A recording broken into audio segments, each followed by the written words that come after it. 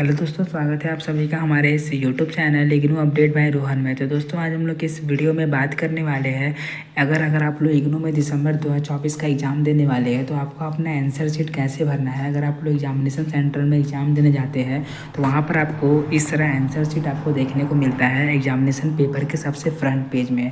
तो आपको वो आंसर शीट को कैसे भरना है आज हम लोग इस वीडियो में इसके बारे में जानने वाले हैं। तो चलिए वीडियो को स्टार्ट करते हैं। तो देखिए, ये आंसर शीट में आपको सबसे ऊपर एक नंबर दिख रहा होगा। ये नंबर आपको भरना पड़ता है वहाँ जब आपके सामने जब इन्विजिलेटर आते हैं, जब आपके सामने पेपर लेके कि देखिए यहाँ पर आपको अपना नाम सर्च करना है, आपको वहाँ साइन करके आपको वहाँ आंसर शीट का नंबर लिखना पड़ता है। ये आपका आंसर शीट का नंबर होता है जो कि आपको लिखना ज़रूरी है, तभी आपका आंसर शीट चेक किया जाएगा। तभी उनको पता चलता है कि आपको कौन सा आंसर शीट मिला हुआ है और आपने अपने आंसर कौन सा आंसर शीट में लिखा हुआ है। इसके बाद इधर आपको कुछ बॉक्स टाइप का दिखता है जो आपके काम का नहीं है। ये आपको जब एग्जामिनर जब आपको कॉपी चेक करते हैं तो आपको मार्क्स इसमें बैठाते हैं, तो ये आपके काम का नहीं है, इसको आपको गौर नहीं करना है। इसके बाद आपको यहाँ एनरोलमेंट नंबर देखने को मिलेगा। मैंने कल परसों एक वीडियो बनाया था जहाँ पर मैंने आपको बोला था कि अगर आपको एनरोलमेंट नंबर भरने के बाद अगर आपका कॉलम छूट जाता है तो आपको वहाँ पर क्रॉस का साइन देना है, मतलब कि मेरा एनरोलमेंट नंबर इतना ही में ख़त्म हो गया। और अगर आपका एनरोलमेंट नंबर ज़्यादा डिजिट का है और आपको बॉक्स कम पड़ जा रहा है तो आपको एक बॉक्स यहाँ एक्स्ट्रा बना लेना है। वैसे भी आपका एनरोलमेंट नंबर 10 डिजिट से ज़्यादा होगा ही नहीं। और अगर आपका एनरोलमेंट नंबर 9 डिजिट का है तो आपको यहाँ तक भर के आपको लास्ट बॉक्स में कॉलम छूमते एक क्रॉस लगा देना है। इसके बाद आप जो यहाँ लिखे आपको यहाँ वर्ड्स में लिखना है, जैसे 1 को ONE, 7 को 7E, SEVEN, 0 को ZE 0। यहाँ पर आपको वर्ड्स में लिखना है उसी चीज़ को जो आप यहाँ लेटर में लिखे हैं, यहाँ वर्ड्स में, मतलब यहाँ वर्ड्स में और यहाँ लेटर्स में आपको लिखना है। इसके बाद आपको जो एग्जामिनेशन सेंटर का कोड होता है आपको यहाँ लिखना है। और अगर आपका कॉलम यहाँ बच जा रहा है तो आपको XX साइन लगा देना, जो कि मैंने आपको बोला। और आप जो डेट में एग्ज़ाम दे रहे हैं आपको वो एग्ज़ाम का डेट लिखना है और डे लिखना है। यहाँ देखिए, आप कैपिटल स्मॉल दोनों यूज कर सकते हैं, कोई दिक्कत नहीं है।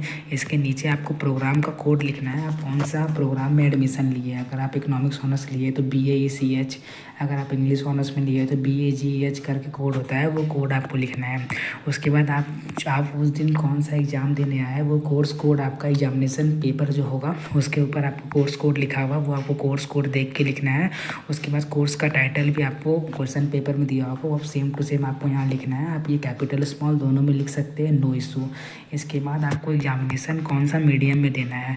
अगर आप यहाँ हिंदी लिखते हैं तो आपको हिंदी में देना पड़ेगा, अगर आप इंग्लिश लिखते हैं तो आपको इंग्लिश में देना पड़ेगा।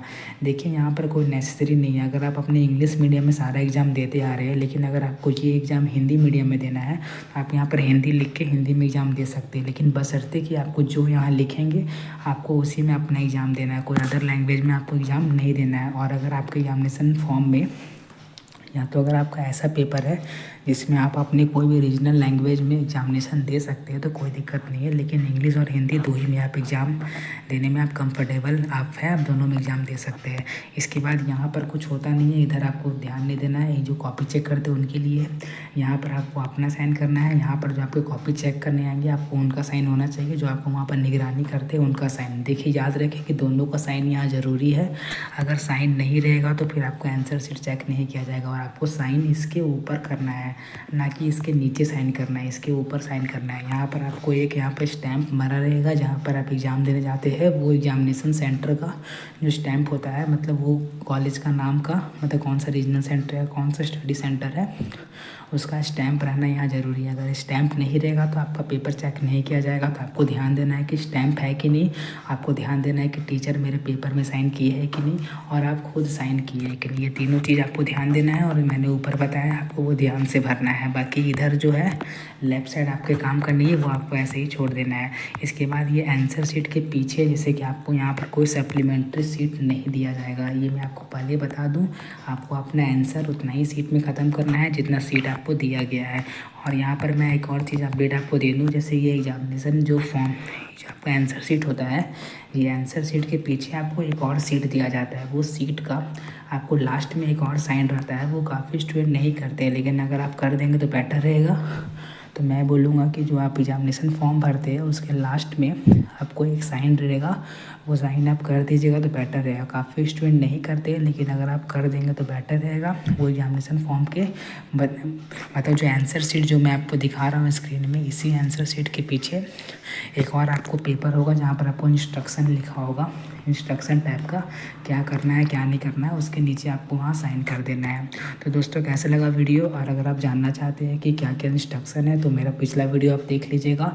मैं उस वीडियो का लिंक मैं अपने इस वीडियो को डिस्क्रिप्शन में दे दूँगा, और मुझे सपोर्ट करें।